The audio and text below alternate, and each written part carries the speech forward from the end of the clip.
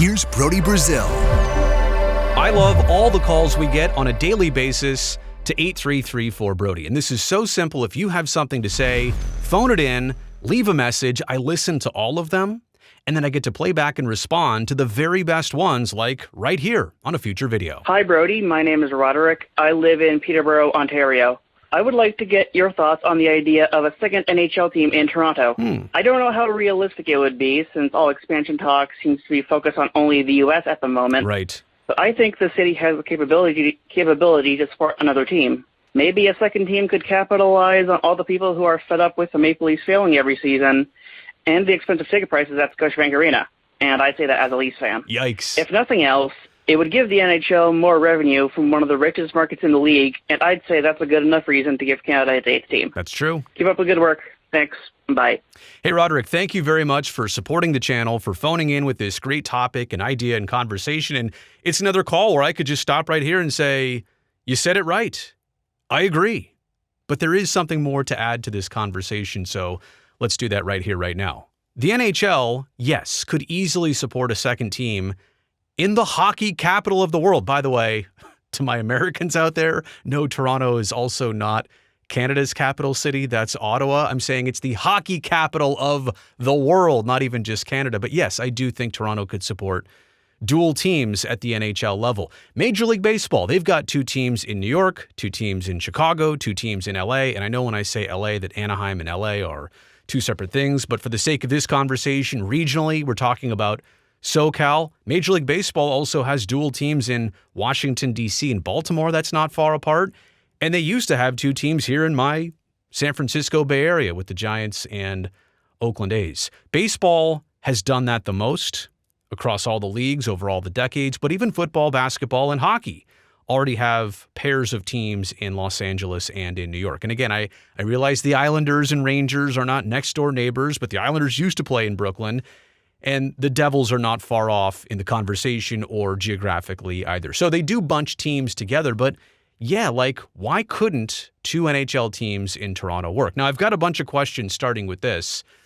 What do you do with existing Leafs fans? Like, are there enough who are truly willing to break away from their tradition, how they were raised, all of the merch they already have? Like, it's a hard cut, right? Is somebody really willing to throw all that away? Are you really willing to jump ship? What will the fan base of the new team be like if there are a lot of former Leafs fans? And I'm not suggesting that all fans need to have allegiance to just one team, but when it does come down to geography like this in the same market, how do you treat the other team? And is the new team the second team? Of course, they'll always be the smaller sibling of the conversation, the younger sibling of the conversation. What about the Marlies? What about the Scepters? What does it do to their business? Would all of these businesses, would they face some decline in overall fan base or how they operate financially? Of course, this new team would take a piece of the pie. And I don't think any of those teams want that to happen. But specifically, like, for the sake of simplicity, let's just keep it focused in on the Maple Leafs. Maple Leaf Sports and Entertainment, they also own Scotiabank Arena. They also own the Toronto Raptors. Here's where we get into the part where I say, yes, the NHL could do this, but here's why I don't think the NHL is ever going to do this. Would you have to build a totally separate arena? Like the Leafs could say, well, Scotiabank Arena, it's full all winter long. And although Staples Center, now Crypto.com Arena, like they used to have the Clippers and Lakers and Kings, 3 pro winter sports teams playing there annually on a year-round basis, Maple Leaf Sports and Entertainment could say, we have too many events, plus an NBA team, plus an NHL team, plus other things already going on in our building. We don't have room for another NHL team. So does this new team need to build their own arena in Toronto? Isn't that kind of a huge hurdle and essentially a roadblock into the conversation? Maple Leaf Sports and Entertainment, they're too big. They've got too much control over too much of the landscape, too much of the foundation.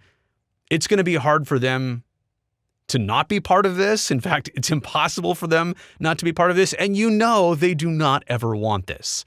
That alone kind of cuts off this conversation. Not to mention a place like Quebec City, another Canadian market who says, wait, you're giving the Leafs, You're giving Toronto a second team before you give us any team?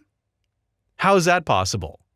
And I also think from the NHL's perspective, if I'm being truly honest here, you've got the opportunity to go out and grow the game in a brand new market, right? Like, you already know Toronto is the hockey capital of the world. I'm not questioning that at all.